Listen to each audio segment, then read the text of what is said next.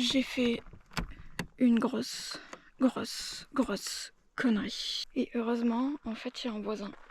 Et je crois que ça va être soit le voisin qui va pouvoir m'aider, soit je vais être obligée de casser une vitre. Je vous présente aujourd'hui le premier épisode de mon tour du Verdon qui n'a pas super bien commencé. Mais en même temps, ce qui s'est passé ce soir-là, c'était la première fois que ça se produisait. Donc je pouvais pas vraiment éviter que ça arrive un jour. En tout cas, ça m'a tellement marqué que je pense que ça ne se reproduira pas. J'ai pas pu aller faire mes photos au point sublime.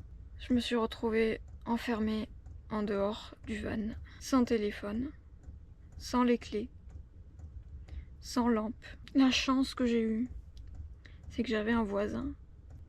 On a pu démonter la vitre de la porte latérale pour que je puisse rentrer, récupérer les clés et déverrouiller les portes avant de l'intérieur. Si j'avais pas eu ce voisin, j'aurais été obligée de péter une vitre pour rentrer. Ça aurait été ma seule solution, puisque je n'avais rien avec moi.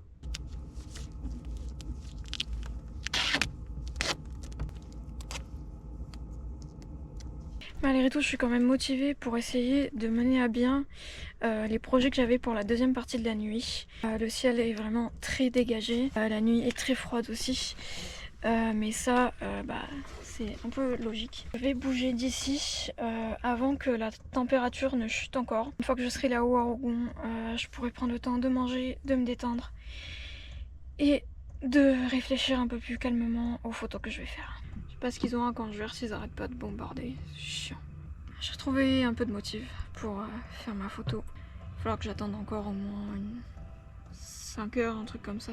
Bon, en attendant, je vais manger tranquille, préparer le matos aussi. Bientôt 4 heures, je viens de me relever. Je m'étais pas mal bien endormie. Il fait froid, mais le ciel, il est magnifique.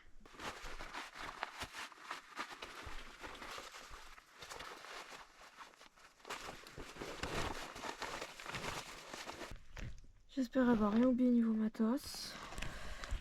Parce que ça, c'est le genre de truc qui peut bien fracasser tous les plans. J'ai 800 mètres à marcher. C'est pas énorme. Mais si j'arrive là-haut et que je me rends compte qu'il me manque un truc essentiel, je vais pas faire l'aller-retour. J'ai trouvé un bel emplacement.